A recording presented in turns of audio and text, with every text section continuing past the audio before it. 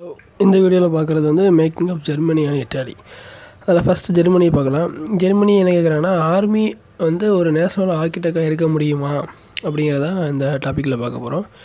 1848க்கு அப்புறம் nationalism Europe இது எதுலேருந்து தாண்டி வருது அப்படின்னா, இதுலேருந்து மூவ் அவே பிரிஞ்சு வருது அப்படின்னா, அந்த டெமோக்ரஸி ரிவல்யூஷன் அதுலேருந்து தான் பிரிஞ்சு வந்துடுச்சு. அப்போ நேஷனல் சென்டிமெண்ட் வந்து என்ன ஆகுதுன்னா, அப்படியே கன்சர்வேட்டிவ் நேஷனல் சென்டிமெண்ட்டை வந்து யார் பயன்படுத்திக்கிறாங்கன்னா, கன்சர்வேட்டிவ்ஸ் வந்து பயன்படுத்தி அவங்களோட பவரையும் அவங்களோட பொலிட்டிக்கல் டாமினன்ஸ்லேயும் யூரோப்பில் இன்க்ரீஸ் பண்ணிக்கிறாங்க. அப்போது திஸ் கேன் பி அப்சர்வ்டு. இப்போ நேஷனலிஸ்ட்டை வந்து எதில் அப்சர்வ் ஆகுனா, ஜெர்மனி இட்டாலியும் யூனிஃபை ஆகிறதுக்கு அந்த திங்கிங், அந்த நேஷனலிசம் திங்கிங் வந்து யூஸ்ஃபுல்லாக இருக்குது. அப்போ நேஷனலிஸ்ட் ஃபீலிங் வேறு வைட் ஸ்ப்ரெட். யார் மத்தியில் இது ஸ்ப்ரெட் ஆகுதுன்னா, மிடில் கிளாஸ் ஜெர்மன் பீப்புள் மத்தியில் ஸ்ப்ரெட் ஆகுது.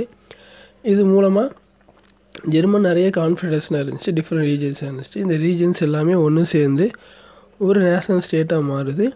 அதை யார் கவர்ன் பண்ண போகிறா அப்படின்னா, எலெக்டட் பார்லிமெண்ட்னா பார்லிமெண்ட்டில் உள்ள மக்களை, அந்த ரெப்ரஸன்டேட்டிவை வந்து பீப்புள் வந்து தேர்ந்தெடுத்து அனுப்பியிருப்பாங்க. ஓகே, அப்போ லிபரல் இனிஷியேட்டிவ் இந்த மாதிரி ஃப்ரீடம்த்துக்கான இனிஷியேட்டிவ் ஸ்டார்ட் பண்ணும்போது நேஷ்னல் பில்டிங்காக அதை ரெப்ரஸ் பண்ணுறதுக்கு யார் வரானா, மொனார்கி அண்ட் மிலிட்ரி. இந்த ரெண்டு பேரும் அது அந்த மாதிரி எங்களுக்கு வந்து நேஷனல் ஸ்டேட்லாம் தேவையில்லை, கன்சர்வேட்டிவ்னால் எனக்கு வேணும் அப்படிங்கிற மாதிரி யார் இதை சப்போர்ட் பண்ணுறா அப்படின்னா, லேண்ட்லார்ட்ஸ் ஃப்ரம் புர்ஷியா. அதே புர்ஷியாவில் இருந்து தான் இல்லை நேஷனலிசம் வேணும், நேஷனல் கண்ட்ரி தனியாக வேணும் அப்படின்ட்டு நேஷனல் யூனிஃபிகேஷனுக்காக யார் வரானா, சீஃப் மினிஸ்டர் ஓட்டமன் பிஸ்மார்க் வந்து வராரு. அவர் மொத்த புருஷன் ஆர்மியையும் பியூரோக்ரஸியோட ஹெல்ப்போட அந்த ஜெர்மனை வந்து ஒரு தனி நேஷனல் ஸ்டேட்டாக வந்து மாற்றுறதுக்கு முனைப்பாக இருக்கிறார். இதுக்காக 3 வார் 7 வருஷம் ஆஸ்திரேலியா, டென்மார்க், ஃப்ரான்ஸ் இவங்களோடலாம் சண்டை போட்டு கடைசியாக யார் அதில் வின் ஆனான்னா, புர்ஷியா வந்து வின் ஆச்சு. இது மூலமாக அந்த ஜெர்மனி வந்து யூனிஃபிகேஷன் முடிஞ்சிச்சு. உடனே 1871 ஜனவரியில் புர்ஷியன் கிங் வில்லியம் I அவரை வந்து என்ன பண்ணுறாங்கன்னா, ஜெர்மனோட எம்பரராக எங்கே வெர்சிலஸில் வச்சு அவரை அந்த செர்மனி அப்படின்னா அந்த நிகழ்வில் வந்து அவரை பதவி ஏற்கிறாங்க. அந்த பதவி ஏற்கிற அன்றைக்கி காலையில் பார்த்திங்கன்னா பயங்கரமான குளிர். அப்போ பீப்புள் அந்த அசம்பிளிக்கு வர வேண்டிய பிரின்சஸ் ஆஃப் ஜெர்மன் ஸ்டேட் வராங்க, ரெப்ரஸன்டேட்டிவ் ஆஃப் ஆர்மிஸ் வராங்க, Prussian ministers including chief minister Ottoman எல்லோரும் வந்து அந்த ஹாலுக்கு வராங்க. அந்த ஹாலுக்கு பேர் வந்து ஹால் ஆஃப் மிரர்ஸ். அது எப்போவுமே வழக்கமாக குளிர்காலத்தில் வந்து என்ன பண்ணுவாங்கன்னா, வெப்பம் மூட்டுறதுக்காக விறகு கட்டெல்லாம் போட்டு எரிப்பாங்க. அந்த மாதிரி அன்றைக்கி எதுவுமே எரிக்கலை. அது அந்த அளவுக்கு மக்களுக்கு வந்து நேஷனல் ஸ்டேட் ஆகிறனால அவ்வளோ ஆச்சரியமாக வந்து பார்க்குறதுக்காக வராங்க. அந்த மன்னன் அந்த டைமில் தான் என்ன பண்ணுறாரு, அந்த மன்னனோட ஃபஸ்ட்டு எம்பரர், ஜெர்மனோட ஃபஸ்ட்டு எம்பரர் வந்து ஹேசர் வில்லியம் I புர்ஷியா வந்து அனௌன்ஸ் பண்ணியாச்சு. அப்போ நேஷ்னல் பில்டிங் ப்ராசஸில் ஜெர்மனி வந்து என்ன ஆகுது, டாமினன்ஸ் புர்ஷியா ஸ்டேட் பவர். அப்போ புர்ஷியாவோட இம்பார்ட்டன்ஸ் மூலம், அதோட டாமினன்ஸ் மூலமாக தான் ஜெர்மனி வந்து என்னாச்சுன்னா ஒரு நேஷ்னல் ஸ்டேட்டாக வந்து மாறிச்சு. இந்த நியூ ஸ்டேட் புதுசாக ஸ்டேட் வந்ததுக்கப்புறம் அங்கே நிறைய விஷயங்கள் வந்து மாற்றுவாங்கள்ல. அப்படி மாற்றும் போது கரன்சியில் மாடர்னைசேஷன் பண்ணுறாங்க, பேங்கிங், லீகல், ஜுடிஷரி இது எல்லாத்துலேயுமே மாடர்னைசேஷன் பண்ணுறாங்க. அது அதிகமான மெஷர்ஸும் ப்ராக்டிஸும் எங்கேருந்து வருது அப்படின்னா, புர்ஷியாவிலேருந்து தான் வருது. அந்த புர்ஷியாவில் உள்ள அந்த மாடர்னைசேஷன் வந்து ரெஸ்ட் ஆஃப் ஜெர்மனி எல்லா பக்கமும் அது வந்து அப்ளிகபிள் ஆகுது. ஓகே, இந்த இமேஜில் பார்த்தீங்கன்னா ஒரு புர்ஷியன் ஆர்மி, இதை யார் ட்ரா பண்ணியிருப்பா அப்படின்னா, ஆண்டவான் வெர்னர் அவர் தான் ட்ரா பண்ணியிருப்பார். இது கமாண்டர், புர்ஷியன் ஆர்மியோட கமாண்டர் இருப்பார் ஜான் பிஸ்மார்க், இவங்க எல்லாருமே இதில் இருப்பாங்க. இது எல்லாத்தையும் இந்த ட்ராயிங்கை முடிச்சுட்டு கடைசியாக பிஸ்மார்க்கோட 70th பர்த்டே 1885 தான் இந்த ஆர்டிஸ்ட் என்ன பண்ணியிருப்பார், அவர் கையில் கொடுத்துருப்பார். ஓகே, நெக்ஸ்ட்டு வந்து இட்டாலி யூனிஃபைடு. எப்படி ஜெர்மனுக்கு ஒரு லாங் ஹிஸ்ட்ரி இருக்கோ அதே மாதிரி இட்டாலிக்கும் வந்து பயங்கரமான பொலிட்டிக்கல் ஃப்ராக்மெண்டேஷன் சின்னதாக உடஞ்சி கிடக்குது. செவரல் டைனஸ்டி, நிறைய டைனஸ்டிக் ஸ்டேட்டு, மல்டிநேஷ்னல் ஹைசன்பர்க் எம்பீரியில் தான் வந்து இட்டாலியன்ஸ் வந்து ஆட்சி பண்ணியிருக்காங்க. Middle of the 19th century Italy வந்து 7 ஸ்டேட்டாக பிரிஞ்சிருக்கும். அதில் ஒரே ஒரு ஸ்டேட்டை மட்டும்தான் இட்டாலி பிரின்ஸ் ஹவுஸ் வந்து ரூல் பண்ணியிருப்பாங்க. அது சார்டினா பிரிமாண்ட். நார்த்தை வந்து யார் ரூல் பண்ணால் ஆஸ்திரேலியன் ஹாசன்பர்க். சென்ட்ரல் ரூல் பண்ணது போப்பு, சவுத்தை ரூல் பண்ணது வந்து Bourbon king of Spain. Even Italy language கூட அங்கே என்னென்னா காமன் லாங்குவேஜாக இல்லை, நிறைய ரீஜனல் லாங்குவேஜ் தான் வந்து லோக்கல் பார்த்து பேசியிருக்கிறாங்க. டூரிங் 80s 30s கிசிபி மசனி அவர் தான் என்ன பண்ணுறாரு, கோஹரண்ட் ப்ரோக்ராம், ஒரு க்ளீன் ஐடியாவோட இட்டாலியன் யூனிஃபிகேஷனுக்காக கொண்டு வந்திருக்காரு. அப்போ அவர் என்ன பண்ணுறாருனா, ஒரு சீக்ரெட் சொசைட்டி யங் இட்டாலி அப்படிங்கிற சொசைட்டியை ஆரம்பித்து அது மூலமாக இட்டாலி ரிபப்ளிக் ஆகணும், ஒரு யூனியன் நேஷனாக மாறணும் அப்படின்னா எந்த மாதிரியான கோல்ஸ்லாம் இருக்கணும் அப்படிங்கிற இதை ஸ்ப்ரெட் பண்ணுறது ஃபுல்லாமே அந்த சீக்ரெட் சொசைட்டியோட தான் ஸ்ப்ரெட் பண்ணுவார். அப்போ அவர் ஒரு ரெவல்யூஷன் வந்து ஸ்டார்ட் பண்ணுறாரு. அப்ரைசிங் அப்படின்னா அப்ஹீவல், அப்ரைசிங்னா ஃபஸ்ட்டு ரெவல்யூஷன் எதுவும் கொண்டு வர்றாரு 1831லேயும் 48லேயும். ரெண்டுமே ஃபெயில் ஆகிடுச்சு. அதுக்கப்புறம் அந்த மேண்டில் அப்படின்னா ட்ரான்ஸ்ஃபர், இந்த ஹோல் பொறுப்பும் யார்கிட்ட போகிறது அப்படின்னா அந்த ஒரே ஒரு இட்டாலியை வந்து ரூல் பண்ணுவார்ல சாதினா பிரைமெண்ட், அவரோட அந்த கிங் விக்டர் இமானுவேல் கையில் போகுது. நீங்கள் பார்த்துக்கோங்க, நீங்கள் வந்து வார் மூலமாக இட்டாலியை ஃபுல்லாக ஒன்று சேருங்க அப்படின்றாங்க.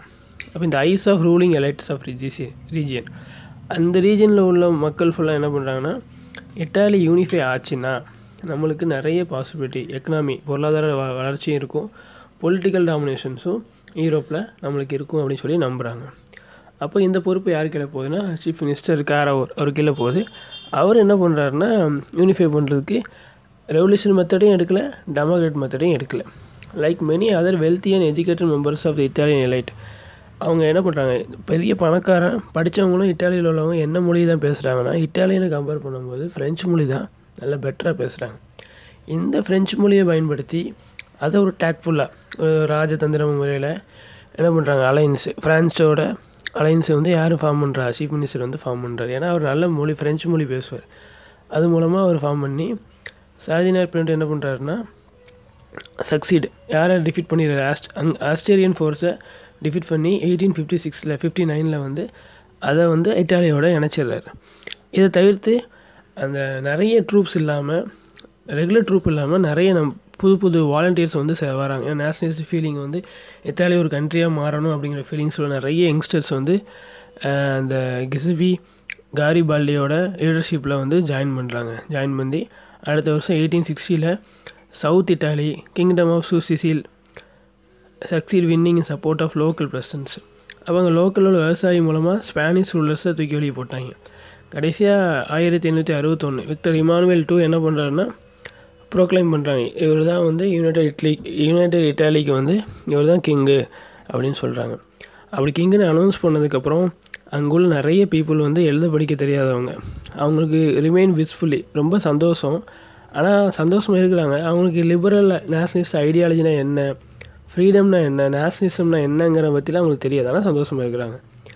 அதே மாதிரி அங்கே ப்ளசன்ஸு ஃபார்மர்ஸ் வந்து அதிகமாக யார் சப்போர்ட் பண்ணியிருக்காங்க, கேர்பாடிக்கு வந்து சப்போர்ட் பண்ணியிருக்காங்க.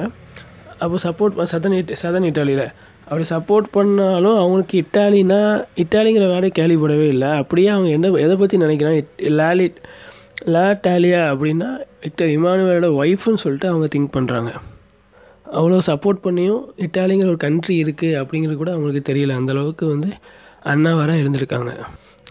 ஓகே, அடுத்து வந்து இந்த ஸ்டேஞ்ச் கேஸ் ஆஃப் பிரிட்டன். இப்போ இது வரைக்கும் பார்த்த யூனிஃபிகேஷன் வந்து கொஞ்சம் டிஃப்ரெண்ட்டாக இருக்கும் இந்த பிரிட்டனை பொறுத்த வரைக்கும். இந்த மாடர்ன் நேஷன் அப்படிங்கிறது சில ஸ்காலர்ஸ் என்ன பண்ணுறாங்கன்னா, அது முக்கியமாக ஒரு உண்மையான மாடர்ன் நேஷன் யார் அப்படின்னா பிரிட்டன் தான் சொல்லி ஒரு சில ஸ்காலர்ஸ் வந்து சொல்கிறாங்க. Britain formation of national state, அது வந்து சும்மா ஒரு ரெவல்யூஷன்லேயோ ஒரு அப்பிஹிவல்லையோ வந்து ஒரு அதுக்கும் நிறைய வருஷம் எடுத்திருக்கு. No British nation. 18th century வந்து பிரிட்டிஷ் நேஷன் ஒன்றும் கிடையாது. பீப்புள் எப்படி இருந்திருக்காங்கன்னா, பிரிட்டிஷ் ஐலிஷ்னு ஐலாண்டு, அதில் வந்து இங்கிலாந்து, வெல்லிஷ், ஸ்காட்டு இவங்க எல்லாருமே தான் இருந்திருக்காங்க, ஐரிஷ் இவங்க எல்லாருமே இருந்திருக்காங்க. இவங்க எல்லாத்துக்குமே தனித்தனி கல்ச்சுரல் பொலிட்டிக்கல் ட்ரெடிஷன் வந்து இருந்திருக்கு. இங்கிலீஷ் நேஷன் ஸ்டெடிலி, அதில் இங்கிலீஷ் மட்டும் என்ன ஆகுனா ரொம்ப ஸ்டெடியாக க்ரோ ஆகிருக்கு. இதில் வெல்த்லேயும் பவர், அது மாதிரி அவங்களோட இன்ஃப்ளூன்ஸை வந்து அந்த ஐலாண்டில் உள்ள மற்ற நேஷனல் மேலேயுமே அவங்க செலுத்தியிருக்காங்க.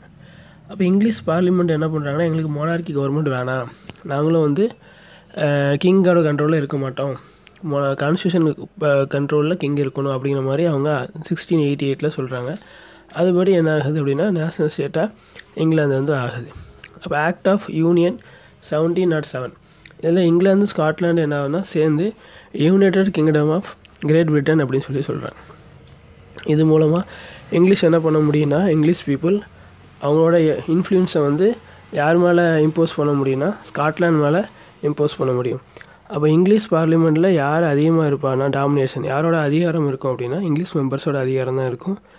அந்த க்ரோத் ஆஃப் பிரிட்டிஷோட ஐடென்டிட்டி என்ன ஆகுது அப்படின்னா இன்க்ரீஸ் ஆகுது. அதே டைமில் யாரோட கல்ச்சரும் பொலிட்டிக்கல் இன்ஸ்ட்ரக்ஷனையும் வந்து சப்ரஸ் பண்ணி இன்க்ரீஸ் ஆகுதுன்னா ஸ்காட்லாண்டை சப்ரஸ் பண்ணி பிரிட்டிஷ் வந்து க்ரோ ஆகுது. அப்போ கேத்தோலிக்கன்ஸ் அவங்க என்ன பண்ணுறாங்கன்னா ஸ்காட்டிஷ் ஹைலேண்ட், அதனால் மலை பிரதேசம், அவங்க ட்ரைபல்ஸ் நிறைய இருப்பாங்க. அவங்க எல்லாருமே என்ன ஆகுனா சஃபர் ஆகிறாங்க. எதனால் சஃபர் ஆகிறாங்கன்னா அவங்களுக்குலாம் ஸ்காட்டிஷ் பீப்புள் தான் எங்களுக்கு வந்து ஃப்ரீடம் வேணும்னு சொல்கிறாங்க. ஃப்ரீடம் வந்து வேணும்னு சொல்கிறாங்க. ஆனால் அதை கொடுக்காம சப்ரஸ் பண்ணுறது இங்கிலீஷ் பீப்புள் வந்து சப்ரஸ் பண்ணுறாங்க. Scottish Highlands are forbidden to speak. அவங்களுக்கும் ஒரு லாங்குவேஜ், கேலிக் லாங்குவேஜ் ஒரு லாங்குவேஜ் இருக்குது. அந்த லாங்குவேஜ் கூட பேச விடாமல் நீங்கள் இங்கிலீஷ் தான் பேசணும், நீங்கள் உங்களோட நேஷ்னல் ட்ரெஸ்ஸை போடக்கூடாது. அது மாதிரி அங்கேருந்து நிறைய மக்களை அடித்து விரட்டிடுறாங்க, அவங்களோட தாய்நாட்டிலேருந்து அடித்து விரட்டிடுறாங்க. இதே சுச்சுவேஷன் வந்து அயர்லாந்துக்கு நடக்குது. இந்த country deeply divided into Catholic and Protestants. அப்போ ரெண்டாக பிரிக்கிறாங்க. அது கத்தோலிக்ஸ் தான் ரொம்ப அதிகம். ஆனால் இங்கிலீஷ் பீப்புள் வந்து யார் சப்போர்ட் பண்ணுறாங்கன்னா அந்த ப்ரோஸ்டெட்டன்ஸ்க்கு வந்து சப்போர்ட் பண்ணுறாங்க. அப்போது கத்தோலிக் பீப்புள்ஸ் அவ்வளோ பேர் இருந்தோம், dominance over largely Catholic people இருந்தாலும் யாரோட வளர்ச்சி அதிகமாக இருக்குன்னா அந்த ப்ரோட்டஸ்டன்ட் வளர்ச்சி தான் அதிகமாக இருக்குது. Catholic revolt against British dominance were suppressed. Catholic என்ன பண்ணுறாங்கன்னா இங்கிலீஷ்க்கு அகேன்ஸ்டாக வந்து பிரிட்டிஷ்க்கு அகேன்ஸ்டாக வந்து ரிவோல்ட் பண்ணுறாங்க. ஆனால் அதை பிரிட்டிஷ்காரன் வந்து அடக்கிட்டான். அப்போது இந்த ரிவோல்ட்டில் ஃபெயிலியர் ஆனது யார் தலைமையில் ஃபெயிலியர் ஆனாங்கன்னா வொல்ஃப் டவுன் அண்டு அப்போது யுனைடெட் ஐரிஷ்மேன்.